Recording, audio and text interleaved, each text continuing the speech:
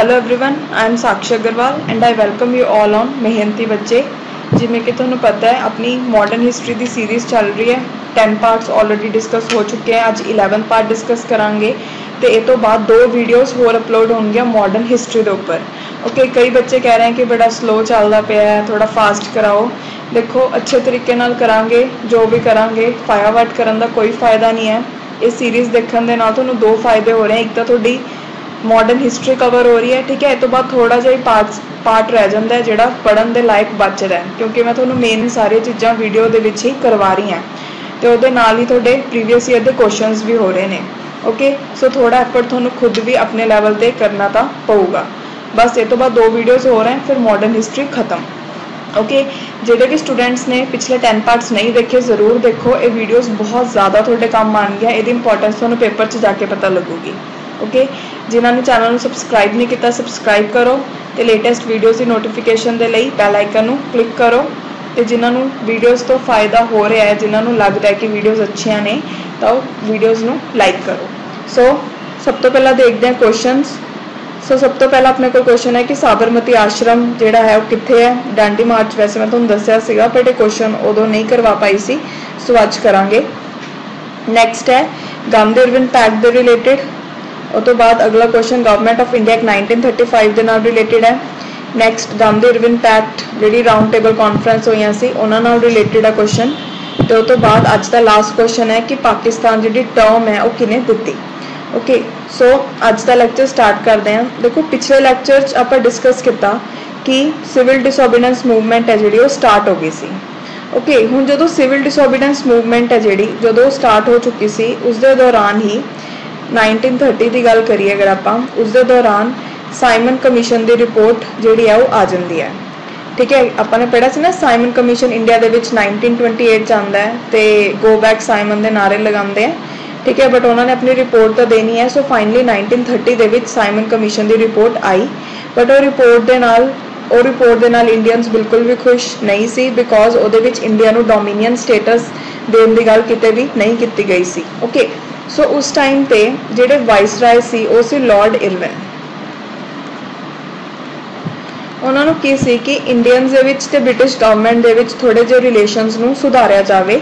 सो relation सुधारन दे लई वो सुजैसट करते हैं कि आपां नूं कुछ राउंड टेबल कॉन्फ्रेंसिस करनियां चाहिए ने। ठीक है, जिहदे विच इंडियंस भी पार्टिसिपेट करन ते ब्रिटिश गवर्नमेंट भी पार्टिसिपेट करूगी।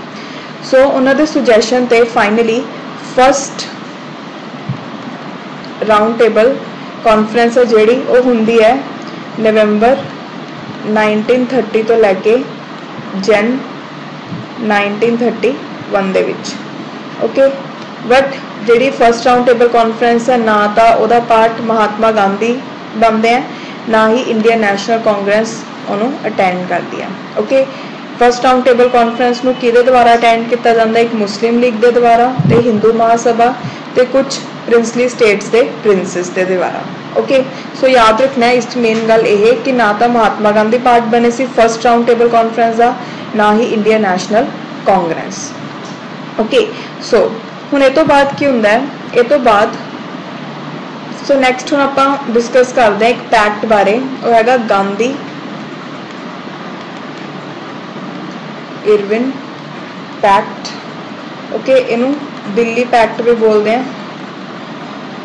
बेसिकली की है, देखो महात्मा गांधी जी तो लॉर्ड इरविन दे विच एक मीटिंग होंदी है। ठीक है, कित्थे होंदी है, दिल्ली दे विच, इसलिए इनू दिल्ली पैक्ट भी बोलते हैं। तो कदों होंदी है, डेट पता होनी चाहिए है, होंदी है 5 मार्च 1931 नूं। ओके, ये बेसिकली की है, गांधी जी लॉर्ड इरविन के अगे कुछ डिमांड्स रखते हैं, जिमें कि वो कहते हैं कि साल्ट नूं बनाउण दा राइट दिता जाए। ठीक है, नैक्सट वो कहते हैं कि जेडे भी गवर्नमेंट इंपलॉयज़ जिन्होंने अपनी जॉब तो रिजाइन करता सी, गवर्नमेंट उन्होंने लीनियंट वे नाल उन्हां नाल ट्रीट करे। ठीक है, ताकि वो अपनी जॉब में दोबारा तो ज्वाइन कर सकन।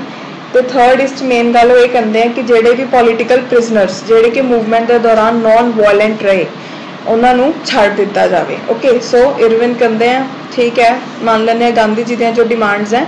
सो फाइनली गांधी जी दी जी डिमांड्स है लॉर्ड इरविन के द्वारा असैप्ट की जाती हैं, तो इनू ही गांधी इरविन पैक्ट बोलते हैं। ओके सो ये तो बाद गांधी जी ने जो लॉर्ड इरविन ने डिमांड्स मान लिया गांधी जी ने, सो ये तो बाद गांधी जी ने एक तो सैकेंड राउंड टेबल कॉन्फ्रेंस का पार्ट बनने का डिसाइड कर लिया सी। उन्होंने कहा सी कि मैं सिविल डिसोबीडेंस मूवमेंट को वापस लै रहा, ओके कि मैं स्टॉप कर दूंगा सिविल डिसोबीडेंस मूवमेंट। तो तुम ये भी याद रखना है कि कांग्रेस ने भी सैकेंड राउंड टेबल कॉन्फ्रेंस च पार्ट लिता सी। ओके सो इस तो बाद की हुंदा है, इस तो बाद फाइनली INC का होर सैशन हुंदा है जिन्होंने की बोलते हैं कराची कांग्रेस सैशन 1931 दे विच। ओके जिहड़ा एक कराची कांग्रेस सैशन सी इहनूं प्रिजाइड कौन कर रहे थे? सरदार वल्लभ भाई पटेल जी।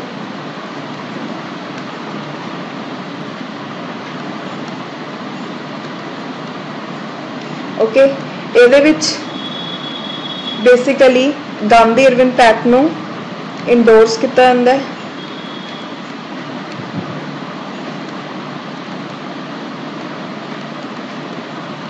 जी वाली सैशन लगता है INC का।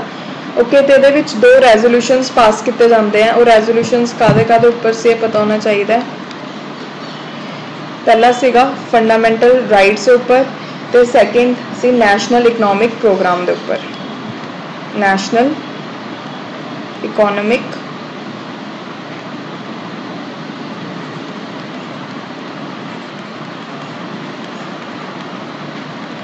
प्रोग्राम। ओके तो ये ऐसा पहली बार होंदा है कि जिहड़ी कांग्रेस है वो लोगों को दसदी है कि स्वराज का मतलब की है। ओके सो कराची सैशन होया, कराची सैशन तो बाद की होंदी है second round table conference.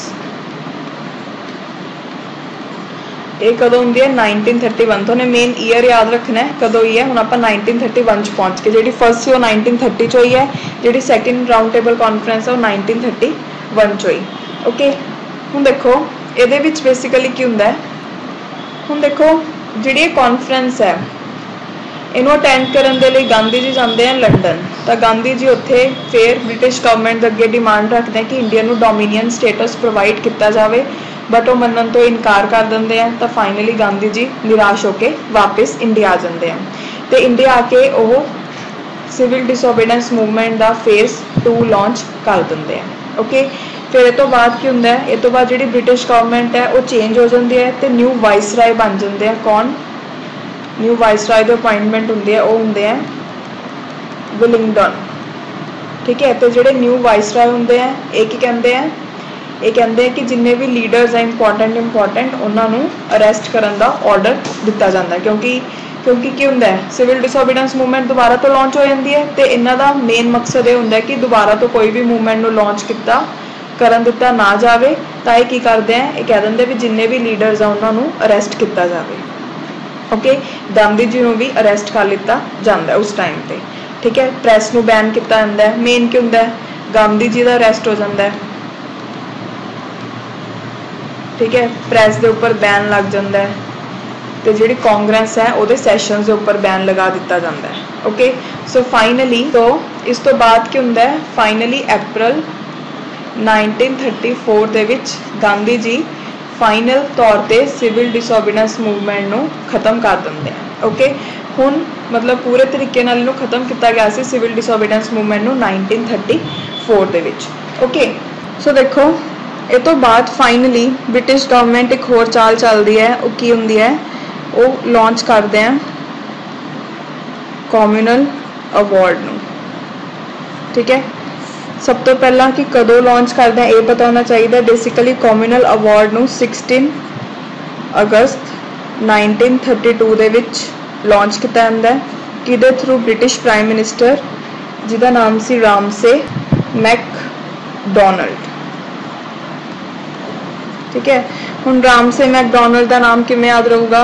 McD का बर्गर खाने हैं ना, उवें याद रख लियो। ओके सो नाम की सी रामसे मैकडोनल्ड, बिकॉज बहुत बार पेपर च क्वेश्चन आता है कि कॉम्यूनल अवार्ड किने अनाउंस किए सी? रामसे मैकडोनल्ड ने। ओके हुण इहदे विच बेसिकली की है देखो, अगर आप थोड़ी पास की गल करिए आपने देखा 1909 दे विच जो पार्लियामेंटरी रिफॉर्म्स आए उहदे विच ब्रिटिशर्स ने की कहा कि असीं मुस्लिम्स नूं माइनॉरिटी की तरह ट्रीट करांगे, तो उन्होंने लिए सैपरेट इलैक्टोरेट्स की शुरुआत करांगे। ओके फिर 1919 ਦੇ ਵਿੱਚ ਇਹਨਾਂ ਨੇ ਬਾਕੀ ਹੋਰ ਕਲਾਸਿਸ ਜਿਵੇਂ ਸਿੱਖ ਹੋ ਗਏ, ਕ੍ਰਿਸਚੀਅਨਸ ਹੋ ਗਏ, ਉਹਨਾਂ ਨੂੰ ਵੀ ਮਾਈਨੋਰਿਟੀ ਸਟੇਟਸ ਦੇ ਕੇ ਉਹਨਾਂ ਲਈ ਸੈਪਰੇਟ ਇਲੈਕਟੋਰੇਟ ਦੀ ਸ਼ੁਰੂਆਤ ਕਰ ਦਿੱਤੀ ਸੀ। ਤੇ ਕਮਿਊਨਲ ਅਵਾਰਡ ਦੇ ਨਾਲ ਤਾਂ ਬ੍ਰਿਟਿਸ਼ਰਸ ਨੇ ਹੱਦ ਹੀ ਕਰਤੀ। ਕਮਿਊਨਲ ਅਵਾਰਡ ਦੇ ਥਰੂ ਬ੍ਰਿਟਿਸ਼ਰਸ ਨੇ ਕੀ ਕਿਹਾ ਕਿ ਜਿਹੜੇ ਡਿਪਰੈਸਡ ਕਲਾਸ ਦੇ ਲੋਕ ਨੇ, ठीक है, उन्होंने भी माइनॉरिटी स्टेटस दिता जाऊगा। माइनॉरिटी स्टेटस दे के उन्होंने मेन मोटिव की सी कि उन्होंने लिए भी सैपरेट इलैक्टोरेट्स की शुरुआत की जाऊगी। सैपरेट इलैक्टोरेट मीनस कि कोई भी अगर बंदा डिप्रैस्ड क्लास तो खड़ा होंगे इलैक्शनस तो उन्होंने डिप्रैस्ड क्लास के लोग ही वोट कर सकते हैं। ओके, पर जो ये चीज़ गांधी जी को पता लगती है वो कहते हैं कि यह एक ब्रिटिशर्स का तरीका है कि हिंदू सोसाइटी चों डिप्रैस क्लास के लोगों को अलग करने के लिए, ठीक है, इंडियंस यूनिटी के उपर ब्रिटिशर्स ने एक तरीके का अटैक किया है। तो वो कहते हैं कि मैं ऐसा बिल्कुल भी होन नहीं दूंगा। जो कम्यूनल अवार्ड अनाउंस किया जाता उस टाइम तो गांधी जी तुहानूं दस्सिया ना अरेस्ट हो चुके सी, तो गांधी जी उस टाइम पर किहड़ी जेल च सी? यरवड़ा जेल। यरवड़ा जेल जो कित्थे है? पुणे दे विच है, ठीक है, पूना यरवड़ा जेल दे विच सी गांधी जी। गांधी जी कहते कि मैं ऐसा बिल्कुल भी नहीं होने दूंगा। देखो फिर ये अगेंस्ट गांधी जी की स्टैप उठाते हैं जेल के अंदर ही। वो कहते हैं कि जब तक मेरी डैथ नहीं होती उद तक दा मैं फास्ट रख लूँगा अगर ये चीज़ नूं इत्थे ही ना रोकया गया, ठीक है। Indefinite fast up to death, ठीक है। उस तो बाद फिर इंडियन नैशनल कांग्रेस के एक लीडर जिन्हों का नाम है मदन मोहन मालवीय, ठीक है। वो किन्ना नूं मिलते हैं जाके? डॉक्टर BR अंबेडकर जी नूं।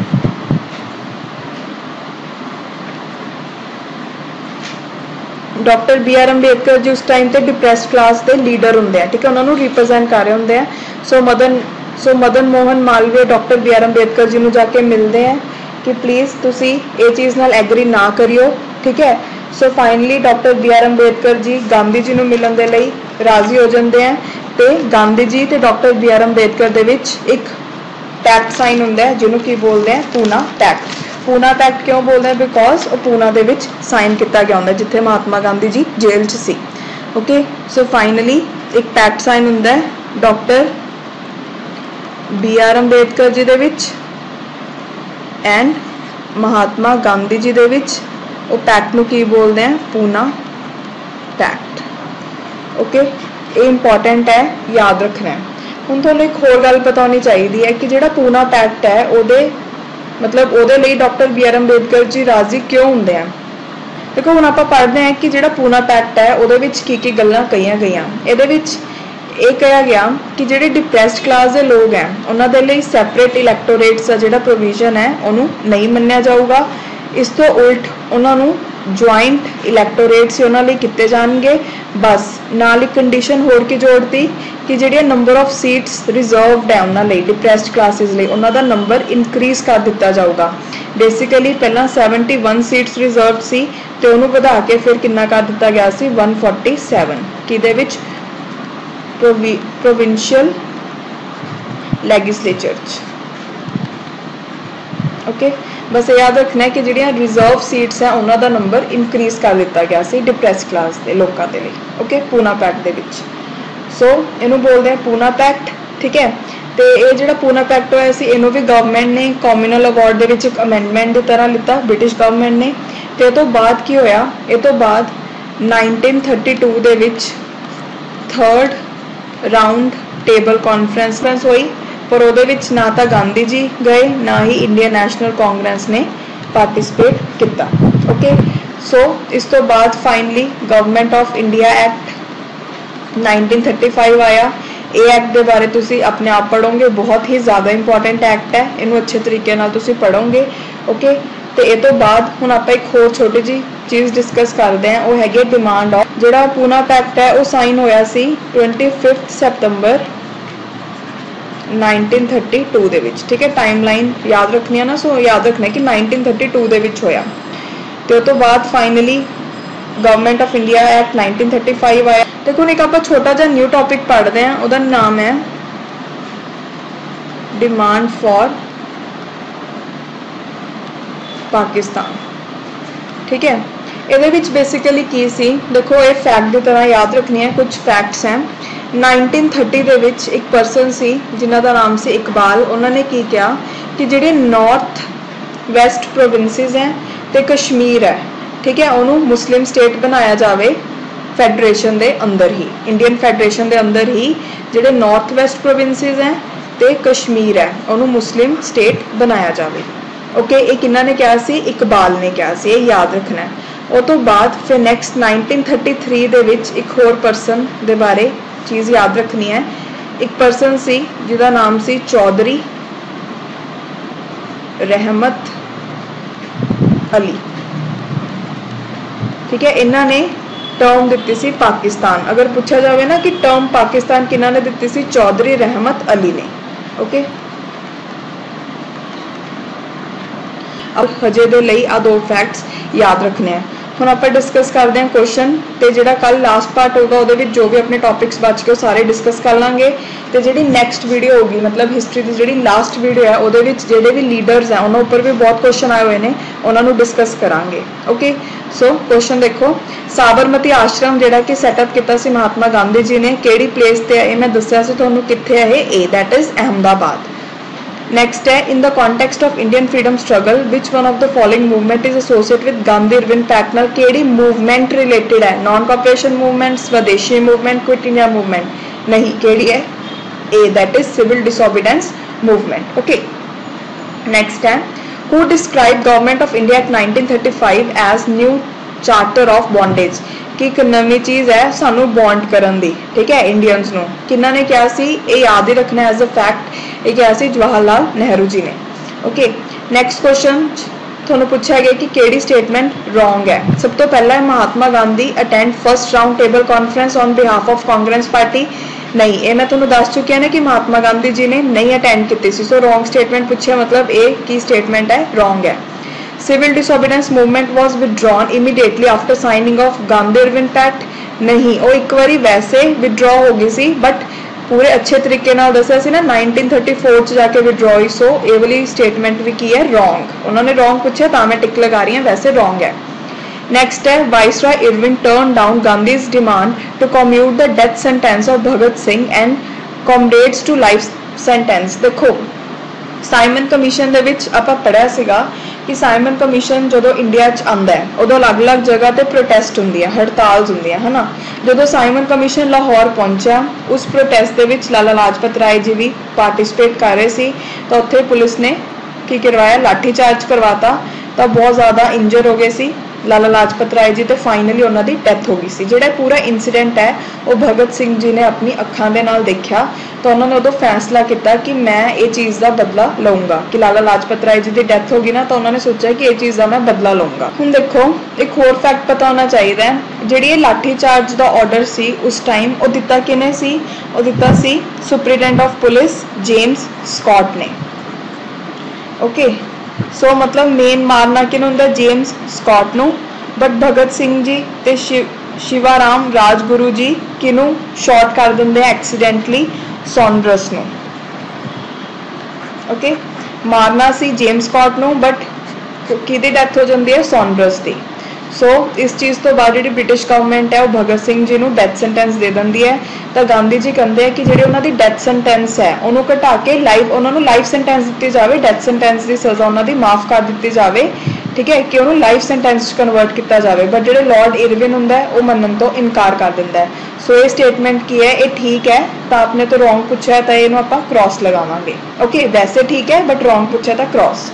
In March 1931, a special session of Congress was held at Karachi, where Gandhi-Irwin Pact was endorsed. ਇਹਦੇ ਬਾਰੇ ਵੀ ਮੈਂ ਤੁਹਾਨੂੰ ਦੱਸ ਚੁੱਕੀ ਹਾਂ ਕਿ 1931 ਦੇ ਵਿੱਚ ਕਰਾਚੀ ਸੈਸ਼ਨ ਹੋਇਆ, ਜਿਹਦੇ ਵਿੱਚ ਕੌਣ ਲੀਡ ਕਰ ਰਹੇ ਸੀ? ਸਰਦਾਰ ਵੱਲਭ ਭਾਈ ਪਟੇਲ ਜੀ, ਤੇ ਉਹਦੇ ਵਿੱਚ ਹੀ ਗਾਂਧੀ-ਇਰਵਿਨ ਪੈਕਟ ਨੂੰ ਇੰਡੋਰਸ ਕੀਤਾ ਗਿਆ ਸੀ। ਸੋ ਵੈਸੇ ਸਟੇਟਮੈਂਟ ਟਰੂ ਹੈ ਬਟ ਫਾਲਸ ਪੁੱਛੀ ਹੋਈ ਹੈ, ਸੋ क्रॉस। ਇਹਦੇ ਵਿੱਚੋਂ ਕਿਹੜੀ ਸਟੇਟਮੈਂਟ ਫਾਲਸ ਹੈ? बी। 1 and 2 फॉल्स है ना, सो आंसर क्या होगा? बी। आई होप तुम्हें क्वेश्चन समझ आ गया होगा। नेक्स्ट क्वेश्चन देखो, who coined the name Pakistan? ये मैं तुम्हें दस चुकी किन्ना ने क्वाइन किया? चौधरी रहमत अली ने।